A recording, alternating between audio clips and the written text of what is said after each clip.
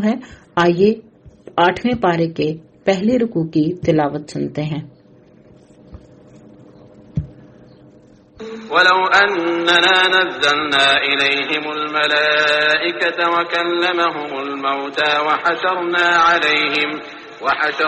عَلَيْهِمْ كُلَّ شَيْءٍ قُبُلًا مَا كَانُوا لِيُؤْمِنُوا إِلَّا أَن يَشَاءَ اللَّهُ وَلَكِنَّ أَكْثَرَهُمْ يَجْهَلُونَ وَكَذَلِكَ جَعَلْنَا لِكُلِّ نَبِيٍّ عَدُوًّا شَيَاطِينَ الْإِنسِ وَالْجِنِّ يُوحِي بَعْضُهُمْ إِلَى بَعْضٍ زُخْرُفَ الْقَوْلِ غُرُورًا وَلَوْ شَاءَ رَبُّكَ مَا فَعَلُوهُ فَذَرْهُمْ وَمَا يَفْتَرُونَ وَلِتَصْغَى إِلَيْهِ أَفْئِدَةُ الَّذِينَ لَا يُؤْمِنُونَ بِالْآخِرَةِ وَلِيَرْضَوْهُ وَلِيَقْتَرِفُوا مَا هُمْ مُقْتَرِفُونَ أَفَغَيْرَ اللَّهِ أَبْتَغِي حَكَمًا وَهُوَ الَّذِي أَنزَلَ إِلَيْكُمُ الْكِتَابَ مُفَصَّلًا وَالَّذِينَ آتَيْنَاهُمُ الْكِتَابَ يَعْلَمُونَ أَنَّهُ مُنَزَّلٌ مِّن رَّبِّكَ بِالْحَقِّ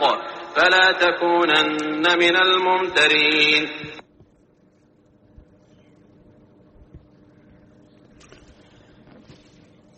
پچھلی آیت میں ہم نے یہ دیکھا تھا کہ جو لوگ پہلی مرتبہ ایمان نہیں لائے تو اس کا وبال ان پر اس طرح پڑا کہ آئندہ بھی ان کے ایمان لانے کا امکان ختم ہو گیا۔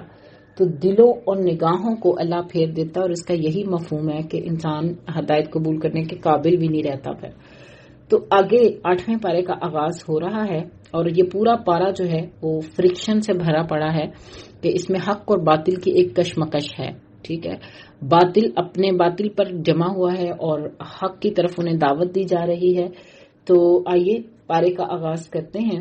اللہ تعالیٰ فرماتے ہیں وَلَوْ أَنَّنَا نَزَّلْنَا إِلَيْهِمُ الْمَلَائِكَةَ، اور اگر ہم ان کے پاس فرشتوں کو بھیج دیتے اور ان سے مردے باتیں کرتے اور ہم تمام موجودات کو ان کے پاس ان کی آنکھوں کے روبرو لا کر جمع کر دیتے، تب بھی یہ لوگ ہرگز ایمان نہ لاتے۔ ہاں اگر اللہ ہی چاہے تو اور بات ہے، لیکن ان میں زیادہ لوگ جہالت کی باتیں کرتے ہیں۔ چونکہ یہ پیچھے ہم نے دیکھا تھا آیت نمبر 109 میں کہ یہ طرح طرح کے مطالبات کر رہے ہیں، نبی صلی اللہ علیہ وسلم سے نشانیاں طلب کر رہے ہیں۔ تو اللہ تعالیٰ نے فرمایا کہ جو نشانیاں یہ طلب کرتے ہیں وہ ساری کی ساری ان کو پیش بھی کر دی جائے نا، تب بھی یہ ایمان نہیں لائیں گے۔ یعنی فرشتے بھیج دیے جائیں، مردے ان سے باتیں کرنے لگیں اور تمام موجودات ان کی آنکھوں کے سامنے آ جائیں، تب بھی یہ ایمان نہیں لائیں گے۔ یعنی یہ جو خود مطالبہ کر کے نشانیاں مانگ رہے ہیں نا، ہر قسم کی نشانی ان کے یہاں آ جائے تو بھی یہ ایمان نہیں لائیں گے، یہاں تک کہ یہ عذاب علیم کو دیکھ لیں۔ اور اسی طرح ہم نے ہر نبی کے دشمن بہت سے شیطانوں سے پیدا کیے ہیں، کچھ آدمی ہیں اور کچھ جن ہیں، جن میں سے بعضوں کو چکنی چپڑی باتوں کا وسوسہ ڈالتے ہیں تاکہ ان کو دھوکے میں ڈال دیں، اور اگر اللہ تعالیٰ چاہتا تو یہ ایسے کام نہ کر سکتے۔ سو ان لوگوں کو اور جو کچھ یہ افطرا پردازی کر رہے ہیں اس کو آپ رہنے دیجئے۔ تو یہاں پہ بات ہو رہی ہے نبی صلی اللہ علیہ وسلم کی تسلی کے لیے کہ آپ سے پہلے بھی جتنے انبیاء گزرے ہیں ان کے بھی دشمن تھے، جنوں میں سے بھی اور انسانوں میں سے بھی، یعنی شیاطین بھی اور انسان بھی۔ اور ظاہر ہے یہ شیطانی کام کرتے تھے، شرارتیں کرتے تھے، نبیوں کو ایذائیں دیتے تھے، اور نبیوں نے ان کے مقابلے میں صبر کیا، حوصلے سے کام لیا، استقامت کے ساتھ اللہ کے دین کو پہنچاتے رہے۔ تو آپ بھی یہی کریں، ٹھیک ہے، کہ جس طرح پہلے نبیوں نے استقامت کے ساتھ دین کا کام کیا آپ کریں، اور اللہ تعالیٰ جو ہے وہ آپ کو بچا لے گا۔ ظاہر ہے حق اور باطل کی کشمکش میں بالآخر جو ہے وہ حق ہی غالب آتا ہے۔ تو نبی صلی اللہ علیہ وسلم کو بتایا جا رہا ہے کہ انسانوں اور جنوں کو گمراہ کرنے کے لیے یہ لوگ آپس میں چال بازیاں کرتے ہیں اور انسانوں کو بہکاتے ہیں، اور جو ایمان والے ہوتے ہیں نبی اور ان کے ساتھیوں کو یہ ایذا پہنچاتے ہیں، تکلیفیں پہنچاتے ہیں اور لوگوں کو دھوکے دیتے ہیں، فریب میں مبتلا کرتے ہیں۔ اور یہ شیطانی ذہن جن کا ہوتا ہے نا، جن کے اندر شر پسندی ہوتی ہے، تو یہ لوگ آپس میں ایک دوسرے کے ساتھ خوب بڑھ چڑھ کے تعاون کرتے ہیں۔ ٹھیک ہے، انسان کو خود بھی دیکھنا چاہیے کہ میرا دل کہاں لگتا ہے، مجھے کہاں سکون ملتا ہے، مجھے شر پسند لوگوں کے ساتھ گفتگو کر کے اچھا لگتا ہے یا مجھے نیک لوگوں کے ساتھ پازیٹیو گفتگو کر کے اچھا لگتا ہے. تو جس کے اندر شر پسندی ہوتی ہے نا تو اس کو ایسی مجالس، ایسی گفتگو، ایسے لوگ بہت اچھے لگتے ہیں. پھر جب شر مل جاتا ہے تو شر جو ہے وہ جمع ہو کے اور زیادہ جو ہے وہ زیادہ ہو جاتا ہے. تو یہ شیاطین جو ہوتے ہیں یہ انسانوں میں سے بھی ہوتے ہیں، یہ جنوں میں سے بھی ہوتے ہیں. تو جس کی وجہ سے پھر برائی جو ہے نا وہ بڑی تیزی سے پھیلتی ہے. ایک انسان کا شر جو ہے نا بعض اوقات ایسا ہوتا ہے کہ ایک انسان اپنے آپ کو کبھی پھر بھی ہینڈل کر لیتا ہے، اپنے شر کو کسی موقع پہ ہینڈل کر لیتا ہے اگر اس کو ملٹی پلائی ہونے کا موقع نہ ملے. 2 لوگوں کا شر جب مل جاتا ہے تو وہ ملٹی پلائی ہوتا ہوتا اس کا اثر کافی گہرا ہوتا ہے. پھر جو کرنے والے ہوتے ہیں نا ان سے خود بھی معاملہ نہیں سمٹتا اور اس کا گہرا اثر انسانوں کے خود اوپر ہوتا ہے، کیونکہ اللہ نے تو بالآخر حق کو غالب کرنا ہوتا ہے. حق اور باطل کی کشمکش میں ایک بات یاد رکھیے گا، حق اور باطل کی کشمکش میں بالآخر حق غالب آتا ہے، اور جو شر پھیلانے والے ہوتے ہیں ان کا اس شر کا وبال انہی پر پڑتا ہے.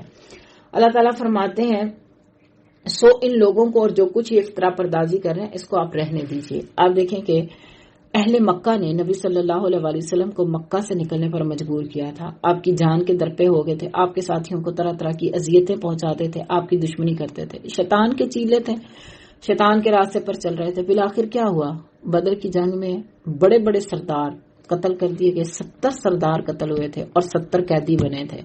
بالآخر حق غالب آیا. چاہے مسلمان بڑے کمزور تھے، 313 تھے تعداد میں، نہ ان کے پاس سواریاں تھی، نہ ان کے پاس اسلحہ تھا، نہ وہ تعداد میں اتنے زیادہ تھے. جبکہ یہ تو ناچ گانے کرنے والی لونڈیاں بھی ساتھ لے کر آئے تھے، ان کے پاس تو سواریاں بھی بہت زیادہ تھی، یہ تعداد میں بھی 3 گنا تھے.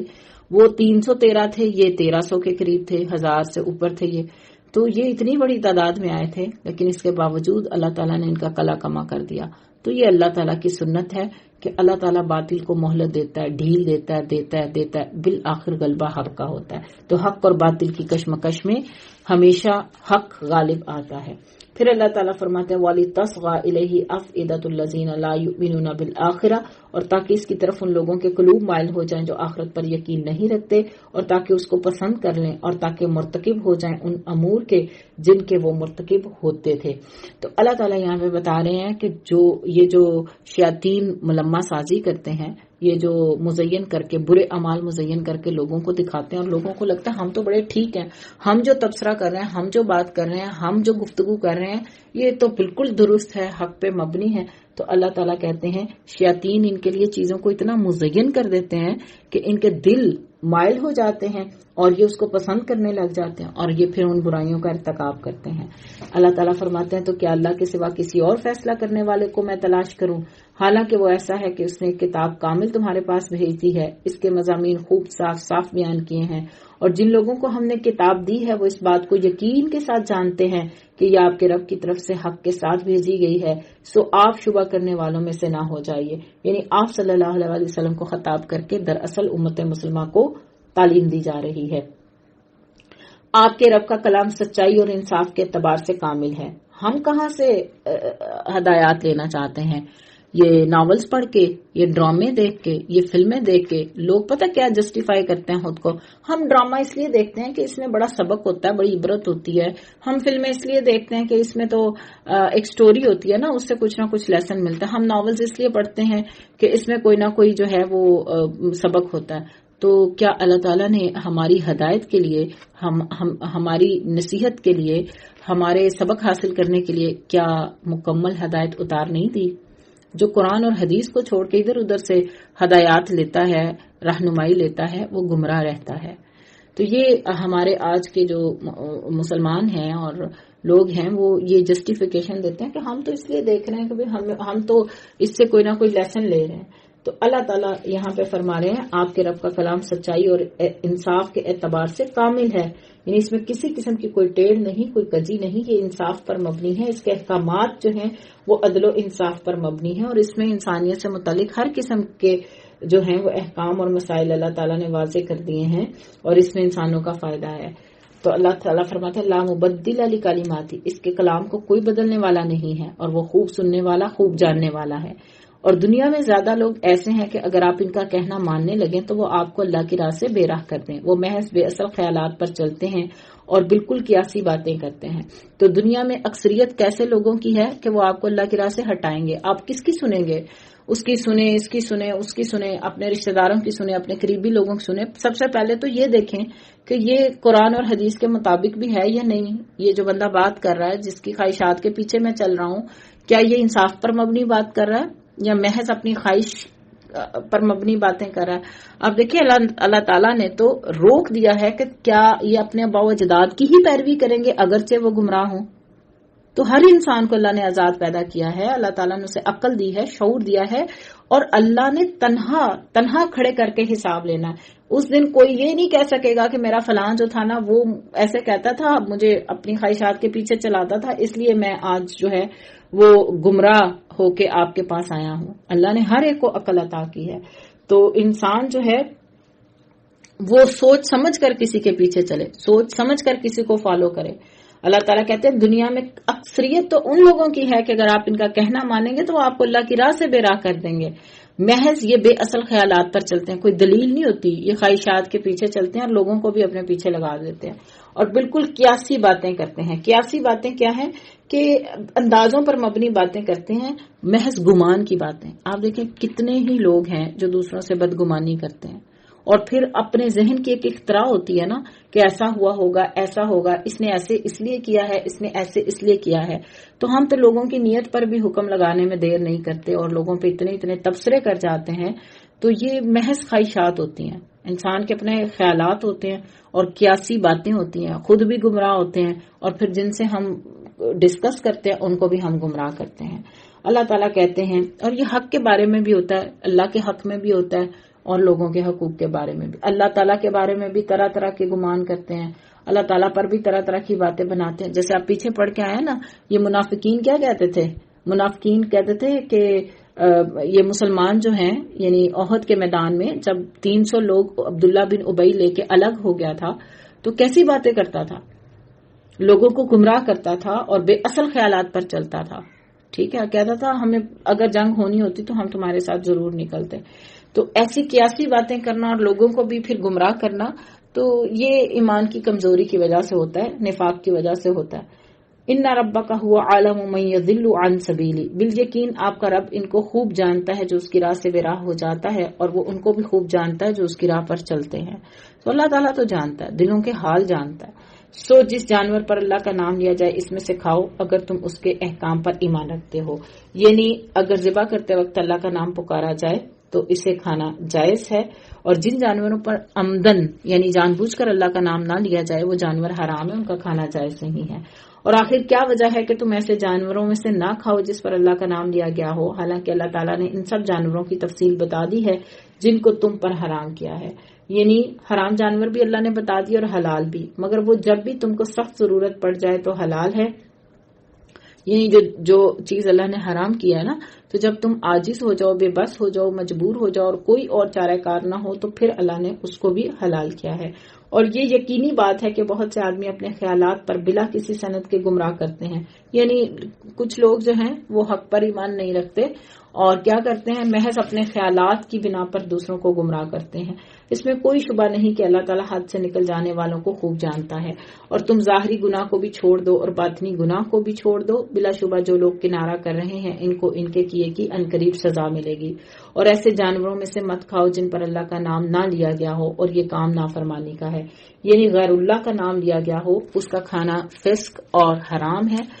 غیر اللہ کے نام پر ذبح کیے گئے جو جانور ہیں وہ کھانے حلال نہیں ہیں. ٹھیک ہے.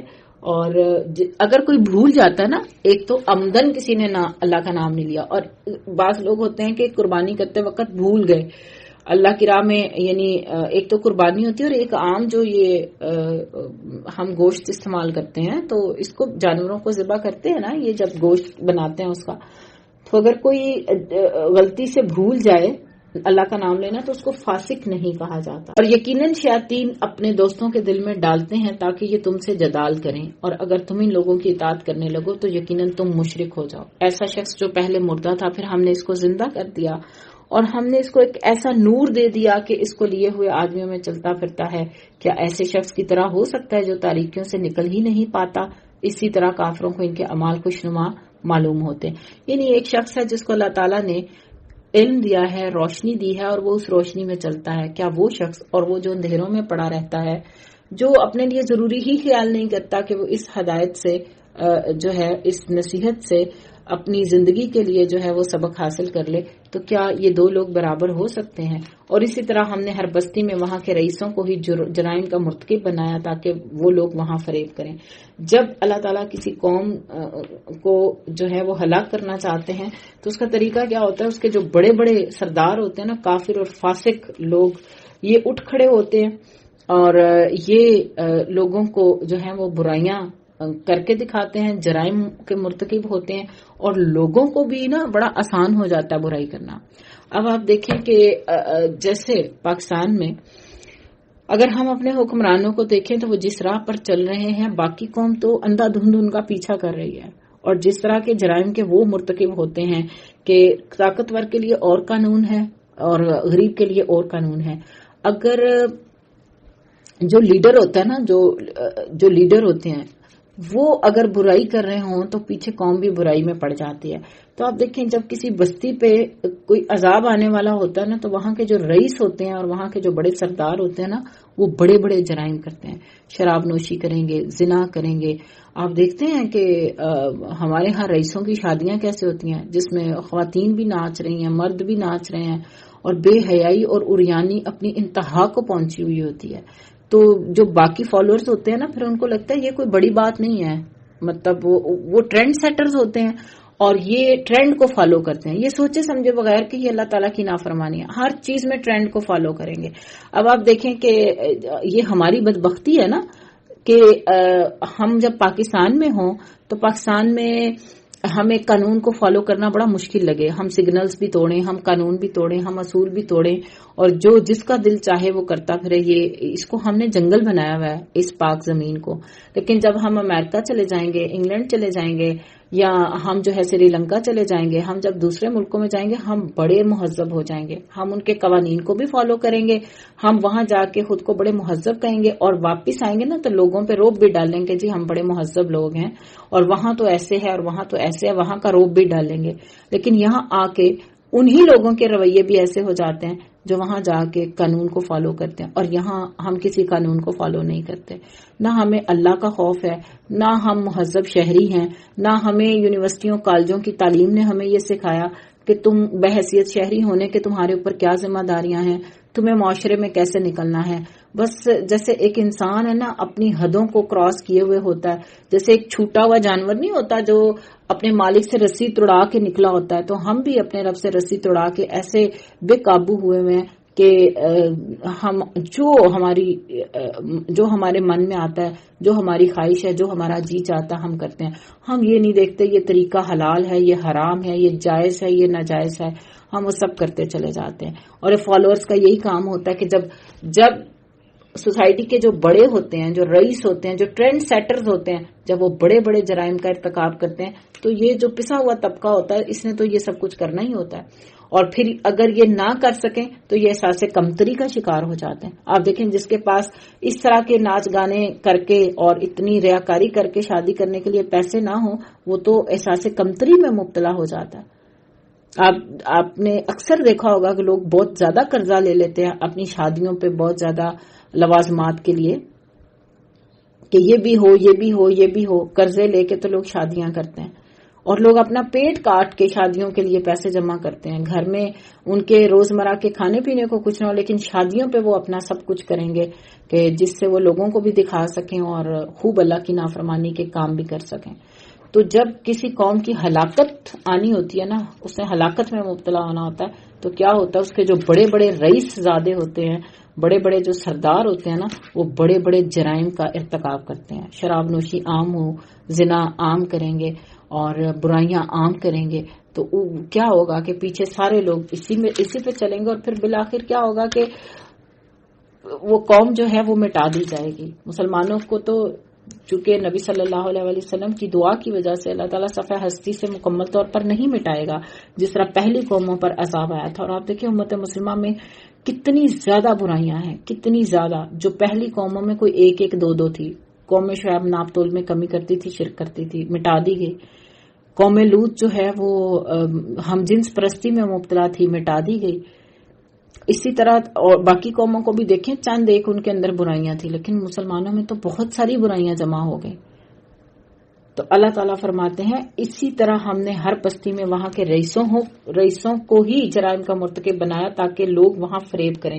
یعنی لوگ جو ہیں وہ ان کے پیچھے چلیں.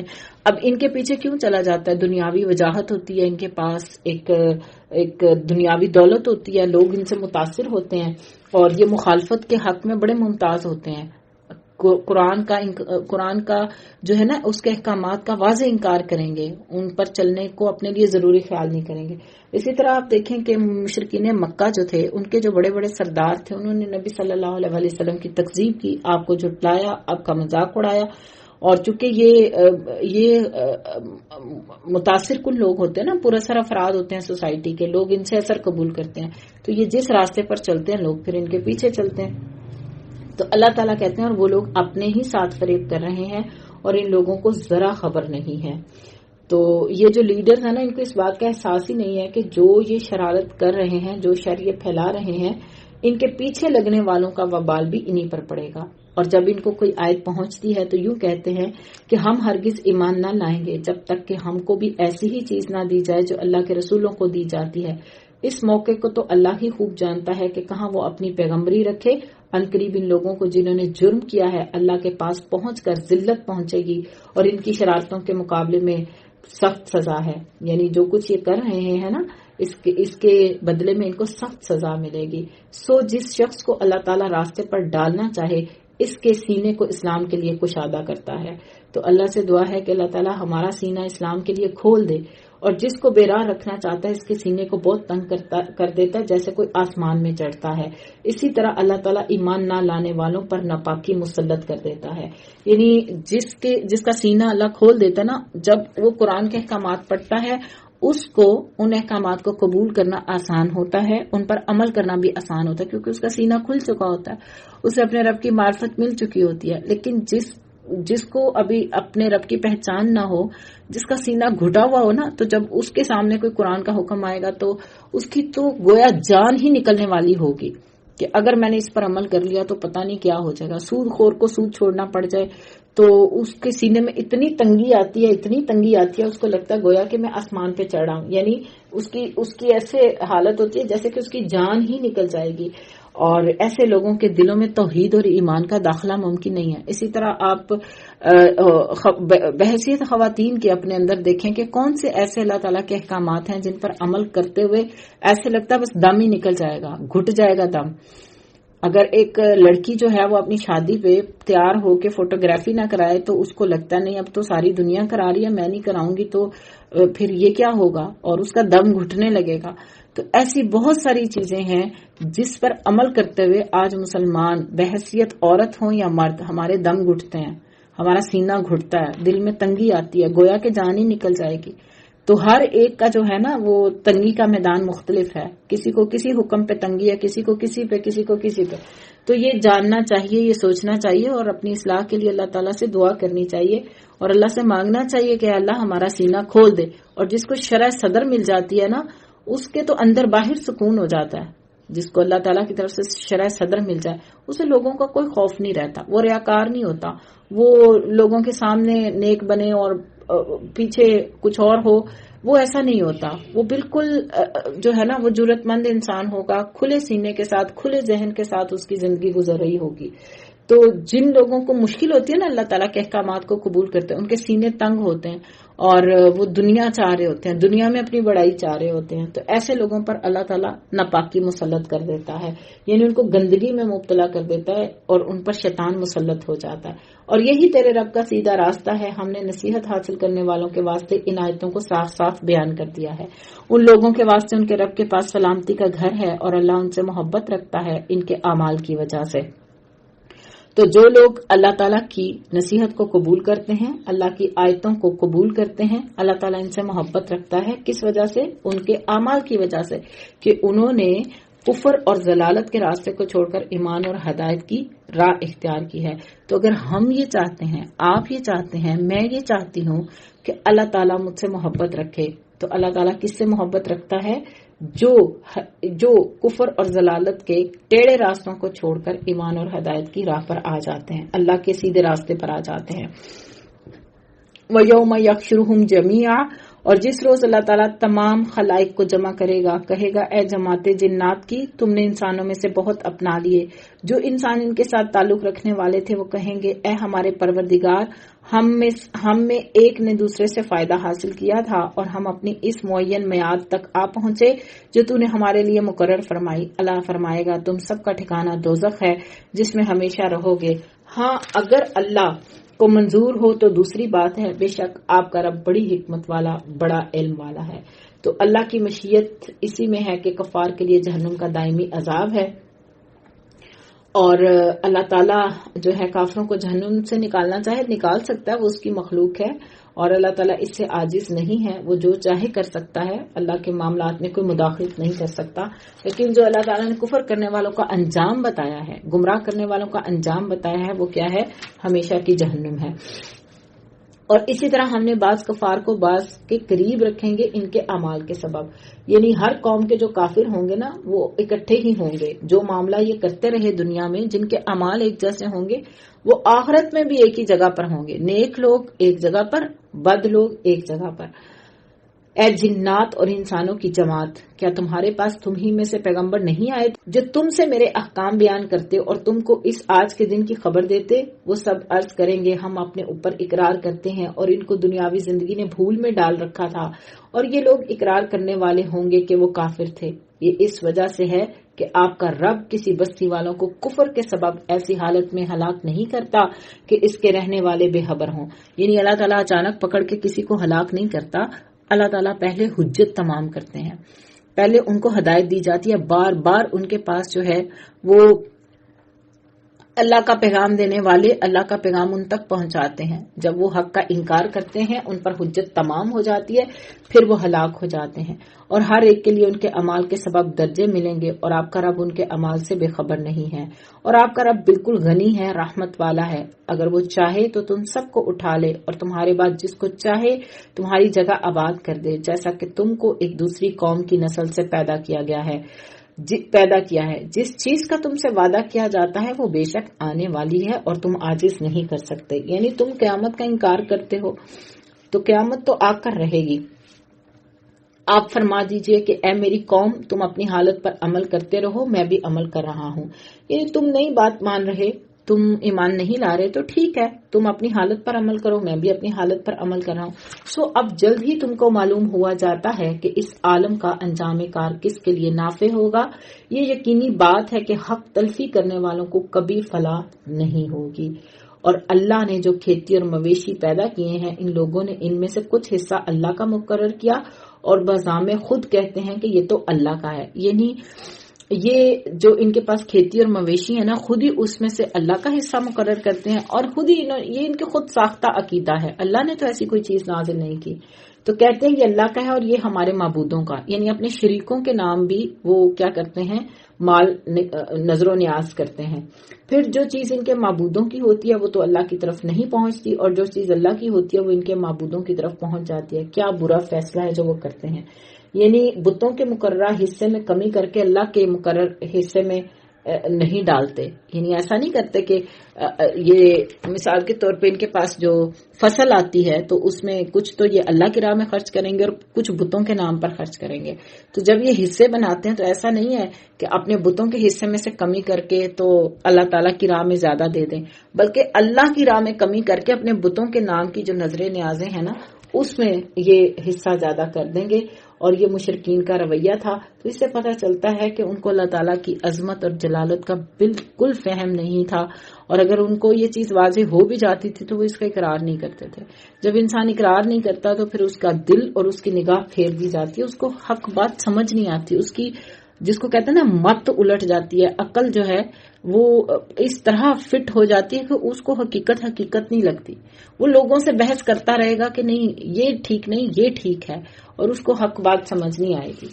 اسی طرح سے بہت سے مشرکین کے خیال میں ان کے معبودوں نے ان کی اولاد کے قتل کرنے کو مستحسن بنا رکھا ہے، یعنی یہ اشارہ ہے مشرکین کے ان رویوں کی طرف جو یہ بچیوں کو زندہ درگور کرتے تھے یا بتوں کی بھینٹ چڑھاتے تھے اپنی اولاد کو تاکہ وہ ان کو برباد کریں اور تاکہ ان کے دین کو ان پر مشتبہ کریں، اور اگر اللہ کو منظور ہوتا تو یہ ایسا کام نہ کرتے، تو آپ ان کو جو کچھ یہ غلط باتیں بنا رہے ہیں یوں ہی رہنے دیجئے۔ تو ظاہر ہے شیطان کا غلبہ ہے ان پر، شیطان کا تسلط ہے ان پر، اور یہ اس کے راستے پر چل رہے ہیں۔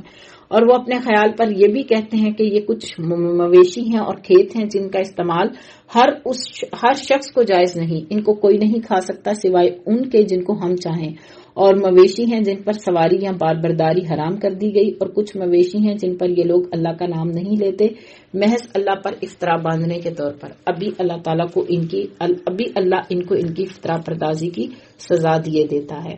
تو یہ خود ہی کچھ جانوروں کو اپنے بتوں کے نام پر آزاد چھوڑتے اور پھر انہیں اپنے لیے حرام کر لیتے، نہ ان کا گوشت کھاتے نہ ان پر سواری کرتے، اور ذبح کرتے وقت اپنے بتوں کا نام لیتے تھے، اللہ کا نام نہیں لیتے تھے۔ تو یہ ساری صورتیں جو ہیں یہ اللہ پر افطرا پردازی کی ہیں، اور لوگوں کو یہ شو کرتے کہ ہم تو اللہ کے حکم سے یہ سب کچھ کر رہے ہیں اور اللہ کی رضامندی کے لیے کر رہے ہیں۔ تو اللہ کہتے ہیں جو کچھ یہ کرتے ہیں اس کا بدلہ یہ پا لیں گے، یعنی اللہ تعالیٰ ان قریب ان کے افطرا پردازی کی ان کو سزا دے گا۔ اور وہ کہتے ہیں کہ جو چیز ان مویشیوں کے پیٹ میں ہے وہ خالص ہمارے مردوں کے لیے ہے اور ہماری عورتوں پر حرام ہے، اور اگر وہ مردہ ہے تو اس میں سب برابر ہیں۔ ابھی اللہ ان کو ان کی غلط بیانی کی سزا دیے دیتا ہے، بلا شبہ وہ حکمت والا اور بڑا علم والا ہے۔ یعنی جو جانور اپنے بتوں کے نام پر وقف کرتے تھے ان میں کہتے تھے کہ ان کا دودھ اور ان کے پیٹ سے پیدا ہونے والا بچہ صرف مردوں کے لیے حلال ہے، عورتیں اس میں سے نہیں کھائیں گی، ان کے لیے حرام ہے۔ تو اللہ نے تو ایسی کوئی تخصیص نہیں کی نا کہ مرد کھائیں عورت نہ کھائے، جو حلال ہے وہ سب انسانوں کے لیے حلال ہے، جو حرام ہے وہ سب کے لیے حرام ہے۔ واقعی خرابی میں پڑ گئے وہ لوگ جنہوں نے اپنی اولاد کو محض براہ حماقت بلا کسی سند کے قتل کر ڈالا، اور جو چیزیں ان کو اللہ نے کھانے پینے کو دی تھیں ان کو حرام کر لیا محض اللہ پر افطرا باندھنے کے طور پر۔ تو یہ اللہ تعالیٰ کے حق میں مداخلت کرنا ہے۔ صرف حلال اور حرام کا حق اللہ تعالیٰ کو ہے، وہ ہمارے لیے فیصلہ کرے گا کہ ہمارے لیے کیا چیز حلال ہے اور کیا حرام۔ تو یہ دراصل اللہ کے ساتھ شرک کرنے والی بات ہے کہ جو چاہا حلال کر لیا، جو چاہا حرام ٹھہرا لیا۔ بے شک یہ لوگ گمراہی میں پڑ گئے اور کبھی راہ راست پر چلنے والے نہیں ہوئے۔ اور وہی ہے جس نے باغات پیدا کیے، اور وہ بھی جو ٹٹیوں پر چڑھائے جاتے ہیں، اور وہ بھی جو یہ جو بیلوں پر چڑھائے ہوتے ہیں نا، یہ بیلوں کو کہتے ہیں، اور بیلوں پر نہیں چڑھائے جاتے، اور کھجور کے درخت اور کھیتی جن میں کھانے کی مختلف چیزیں ہوتی ہیں، اور زیتون اور انار جو باہم ایک دوسرے کے مشابہ بھی ہوتے ہیں اور ایک دوسرے کے مشابہ نہیں بھی ہوتے، یعنی ان کے پتے ایک دوسرے کے مشابہ ہوتے ہیں، یا اسی طرح سے درخت ایک دوسرے کے مشابہ ہوتے ہیں لیکن ذائقے میں، رنگ میں یہ مختلف ہوتے ہیں۔ ان سب کے پھلوں میں کھاؤ جب وہ نکل آئے، اور اس میں جو حق واجب ہے وہ اس کے کاٹنے کے دن دیا کرو۔ یعنی یہ جو جب غلہ کاٹ کر صاف کر لیا جائے تو ظاہر ہے اس میں سے اللہ کی راہ میں جو حصہ مقرر ہے وہ نکالنا ہوتا ہے۔ فصل کے حوالے سے تو غالباً یہی ہے کہ جب فصل پک کر تیار ہو جائے تو اس کا جو عشر ہے، یعنی اس کا جو 10واں حصہ ہے وہ اللہ کی راہ میں دینا ہوتا ہے، ٹھیک ہے۔ اور نصف حصہ یعنی نصف عشر یعنی 20واں حصہ تب دینا ہوتا ہے کہ اگر خود سے پانی جو ہے اس سے سیراب کیا جاتا ہو، یعنی زمین، کنویں، ٹیوب ویل، نہری پانی، ان چیزوں سے سیراب کیا جاتا ہو تو پھر 20واں حصہ دینا ہوتا ہے، اور اگر جو ہے وہ بارش کا پانی اسے سیراب کرتا ہو تو پھر 10واں حصہ دینا ہوتا ہے۔ تو اللہ تعالیٰ کہتے ہیں کہ اس کے کاٹنے کے دن اللہ کا جو حق واجب ہے وہ دیا کرو اور حد سے مت گزرو، یقیناً وہ حد سے گزرنے والوں کو ناپسند کرتا ہے۔ صدقہ خیرات میں بھی اللہ تعالیٰ نے یہ واضح کیا ہے کہ اس طرح نہیں کہ سب کچھ دے دو اور خود تم دوسروں کے محتاج ہو جاؤ، اپنی ضرورت کا رکھو اور باقی جو ہے وہ اللہ کی راہ میں خرچ کر دو۔ تو اسراف جو ہے وہ بسیار خوری میں بھی، مطلب یہ جو بہت زیادہ کھانا ہے یہ عقل اور جسم کے لیے مضر ہو جاتا ہے۔ تو اللہ تعالیٰ نے جو کچھ عطا کیا ہے اس میں سے کھاؤ، لیکن اعتدال کے ساتھ، ہر چیز اعتدال کے ساتھ، اور اللہ تعالیٰ حد سے گزرنے والوں کو ناپسند کرتا ہے۔ اور مویشیوں میں اونچے قد کے اور چھوٹے قد کے پیدا کیے جو کچھ اللہ نے تم کو دیا ہے وہ کھاؤ، اور شیطان کے قدم بقدم مت چلو۔ یعنی اللہ تعالیٰ چاہتے ہیں کہ اللہ تعالیٰ کی دی گئی نعمتوں کو تم استعمال کرو، اس سے فائدہ حاصل کرو، اسے انجوائے کرو، یعنی اور اس کے بعد پھر تم اللہ کا شکر ادا کرو۔ یہ نعمتیں پانے کے بعد یہ رویہ نہیں ہونا چاہیے کہ تم شیطان کے قدم پر قدم رکھ کے چلو، شیطان کے پیچھے چلو. یہ تو اللہ تعالیٰ کی ناشکری ہے نا، یہ تو اس کی نعمتیں پانے کے بعد کفران نعمت ہے. بلا شبہ وہ تمہارا صریح دشمن ہے. پیدا کیے 8 نر اور مادہ، یعنی بیڑ میں 2 قسم اور بکری میں 2 قسم. آپ کہہ دیجئے کہ اللہ نے ان دونوں نروں کو حرام کیا ہے یا دونوں مادہ کو، یا اس کو جس کو دونوں مادہ پیٹ میں لیے ہوئے ہوں. تم مجھ کو کسی دلیل سے بتاؤ اگر تم سچے ہو. یعنی ان سے سوال کیا جا رہا ہے، یہ جو بعض چیزوں کو اپنے لیے حلال اور بعض کو خود ہی حرام کر لیتے تھے، تو اللہ تعالیٰ کہہ رہے ہیں ان سے پوچھو پھر کوئی دلیل تو لاؤ اگر تم سچے ہو. اور اونٹ میں 2 قسم اور گائے میں 2 قسم. آپ کہیے کہ کیا اللہ تعالیٰ نے ان دونوں نروں کو حرام کیا ہے یا دونوں مادہ کو، یا اس کو جس کو دونوں مادہ پیٹ میں لیے ہوئے ہوں. کیا تم حاضر تھے جس وقت اللہ نے تم کو اس بات کا حکم دیا تھا؟ تو اس سے زیادہ کون ظالم ہوگا جو اللہ تعالیٰ پر بلا دلیل جھوٹی تہمت لگائے. یعنی اللہ کے حلال کردہ کو حرام کہے اور پھر یہ کہے کہ یہ اللہ نے حرام کیا ہے. تو یہ اللہ پر جھوٹی تہمت لگانا ہے بغیر دلیل کے، تاکہ لوگوں کو گمراہ کرے. یقیناً اللہ تعالیٰ ظالم لوگوں کو راستہ نہیں دکھاتا. اے نبی آپ کہہ دیجئے جو احکام بذریعہ وہی میرے پاس آئے ان میں میں تو کوئی حرام نہیں پاتا کسی کھانے والے کے لیے جو اس کو کھائے. یعنی مرد اور عورت سب کھا سکتے ہیں. کسی کے لیے اگر ایک اونٹ حلال ہے تو اس کا نر اور مادہ دونوں حلال ہیں. یہ تم نے کہاں سے، کون سی دلیل ہے تمہارے پاس کہ اللہ تعالیٰ نے نر حلال کیے ہیں، مادہ حرام کی ہے، یا ان کے پیٹ میں جو کچھ ہے وہ حرام کیا ہے؟ تو اللہ تعالیٰ فرمایا آپ ان سے کہہ دیجئے کہ جو احکام بذریعہ وہی میرے پاس آئے ان میں تو کسی کو حرام نہیں پاتا کسی کھانے والے کے لیے جو اس کو کھائے، مگر یہ کہ وہ مردار ہو یا کہ بہتا ہوا خون ہو یا خنزیر کا گوشت ہو، کیونکہ وہ بالکل ہی ناپاک ہے، یا جو شرک کا ذریعہ ہو، یعنی جو غیر اللہ کے لیے نامزد کر کے ذبح کیا گیا ہو. پھر جو شخص مجبور ہو جائے بشرطے یہ نہ تو طالب لذت ہو نہ حد سے تجاوز کرنے والا ہو، تو واقعی آپ کا رب غفور الرحیم ہے. اور یہود پر ہم نے تمام ناخن والے جانور حرام کر دیے تھے، اور گائے اور بکری میں سے ان دونوں کی چربیاں ان پر ہم نے حرام کر دی تھی، مگر وہ جو ان کی پشت پر یا انتڑیوں میں لگی ہو یا ہڈی سے ملی ہو. ان کی شرارت کے سبب ہم نے ان کو یہ سزا دی اور ہم یقیناً سچے ہیں. تو یہ جو بنی اسرائیل پر چیزیں حرام کی گئی تھیں یہ ان کی سرکشی کی وجہ سے ان پر حرام کی گئی تھی. پھر اگر یہ آپ کو کاذب کہیں یعنی آپ کو جھوٹا کہیں تو آپ فرما دیجئے کہ تمہارا رب بڑی وسعت والا، بڑی وسیع رحمت والا ہے اور اس کا عذاب مجرم لوگوں سے نہ ٹلے گا. یعنی اگر یہ آپ کو جھٹلاتے ہیں تو آپ کا رب وسیع رحمت والا ہے، لیکن یہ جو آپ کو جھٹلا رہے ہیں یہ عذاب الہی سے محفوظ نہیں ہوں گے. یہ اللہ کا عین عدل ہے کہ ہر ایک کو اس کے کیے کا بدلہ دیا جائے. یہ مشرکین یوں کہیں گے کہ اگر اللہ کو منظور ہوتا تو نہ ہم شرک کرتے اور نہ ہمارے باپ دادا اور نہ ہم کسی چیز کو حرام کہہ سکتے. اسی طرح جو لوگ ان سے پہلے ہو چکے ہیں انہوں نے بھی تکذیب کی تھی یہاں تک کہ انہوں نے ہمارے عذاب کا مزہ چکھا. اے نبی آپ کہہ دیجئے کہ کیا تمہارے پاس کوئی دلیل ہے تو اس کو ہمارے روبرو ظاہر کرو. تم لوگ محض خیالی باتوں پر چلتے ہو اور تم بالکل اٹکل سے باتیں بناتے ہو. تو یہ مشرکین جو ہے نا یہ کیا کہتے تھے، اگر اللہ کو منظور ہوتا تو ہم شرک نہ کرتے، تو ہمارے باپ دادا بھی کسی چیز کو حرام نہ کرتے نہ ہم حرام کرتے. تو یہ دراصل تکذیب کرتے تھے اور پھر انہوں نے اللہ کے عذاب کا مزہ چکھا. تو دلیل ان کے پاس کوئی ہوتی نہیں. جب ان سے کہا جاتا ہے کوئی دلیل لے کے آؤ تو ظاہر ہے یہ بے دلیل ہوتے ہیں تو خاموش ہو جاتے ہیں. تو اللہ تعالیٰ نے کہا تم لوگ محض خیالی باتوں پر چلتے ہو اور تم بالکل اٹکل سے باتیں بناتے ہو، یعنی بغیر دلیل کے گھڑی ہوئی باتیں ہیں تمہارے پاس. آپ کہیے کہ بس پوری حجت اللہ ہی کی رہی، پھر اگر وہ چاہتا تو تم سب کو راہ راست پر لے آتا. آپ کہہ دیجئے کہ اپنے گواہوں کو لاؤ جو اس بات پر شہادت دیں کہ اللہ نے ان چیزوں کو حرام کیا ہے. پھر اگر وہ گواہی دے دیں تو آپ اس کی شہادت نہ دیں، اور ایسے لوگوں کے باطل خیالات کا اتباع مت کیجئے جو ہماری آیتوں کی تکذیب کرتے ہیں اور وہ جو آخرت پر ایمان نہیں رکھتے اور اپنے رب کے برابر دوسروں کو ٹھہراتے ہیں. تو باطل خیالات والوں کی اتباع کرنے سے روکا گیا ہے. تو ہمیں بھی دنیا میں دیکھنا ہے کہ ہم کس کے پیچھے چل رہے ہیں. باطل خیالات کی اتباع کرنا. آج آپ دیکھیں کہ ہم اسلام کے قوانین کو چھوڑ کے کہاں سے قوانین لیتے ہیں، برٹش لا، فلانا لا، اور ہم اپنے یہ جو پورا اپنا اکانومی کا سسٹم ہے یہ سسٹمز ہم کہاں سے لیتے ہیں؟ اس کے اصول ضابطے کیا قرآن نے ہمیں نہیں دیے؟ تو جو لوگ باطل خیالات کے حامل ہیں ان کا اتباع مت کیجیے، کیونکہ وہ اللہ کی آیات کی تکذیب کرتے ہیں، وہ آخرت پر ایمان نہیں لاتے. اور اللہ تعالیٰ کے ساتھ دوسروں کو شریک ٹھہراتے ہیں. آپ کہہ دیجئے آؤ میں تم کو وہ چیزیں پڑھ کر سناؤں جو تمہارے رب نے تم پر حرام کی ہیں. وہ یہ کہ اللہ کے ساتھ کسی چیز کو شریک مت ٹھہراؤ. یہ چیز حرام ہے. ٹھیک ہے, یہ حرام ہے کہ انسان اللہ کے ساتھ کسی کو شریک ٹھہرائے. اور اس کے ساتھ ہی بتا دیا اور ماں باپ کے ساتھ احسان کرو. اب شروع میں ڈونٹس کی بات ہے. ڈونٹس میں کیا ہے کہ شرک نہیں کرنا. اب آگے ڈوز کی بات آ رہی ہے کہ جو کام کرنے ہیں. ساتھ ہی اپنے حق کے ساتھ ہی اللہ تعالیٰ نے ذکر کیا اور ماں باپ کے ساتھ احسان کرو.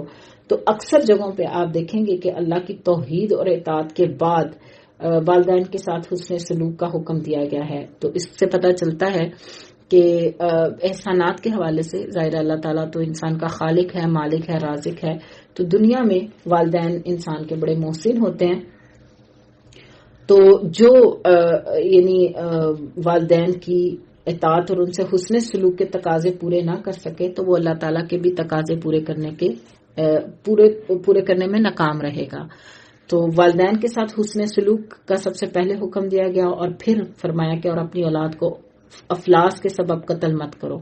یعنی کوئی اپنی اولاد کو قتل کر دے. اب دیکھیں بہت سے لوگ جو ہیں وہ کیا کرتے ہیں کہ ان کو جہالت کی وجہ سے بھی ایسا کرتے ہیں, اور آئی ڈونٹ نو کہ اگر لوگوں کو پتہ بھی ہو تو بھی وہ ایسا کر گزریں کہ بچہ ابھی تخلیق کے مراحل میں ہوتا ہے تو لوگ کہتے ہیں کہ نہیں ہمیں تو صرف 2 ہی بچے چاہیے تھے, یا ہم تو صرف 2 بچوں کو ہی افورڈ کر سکتے ہیں, یا ہمیں 1 ہی بچہ چاہیے تھا, یا ہمیں 3 بچے چاہیے تھے, تو وہ ابارشن کروا دیتے ہیں.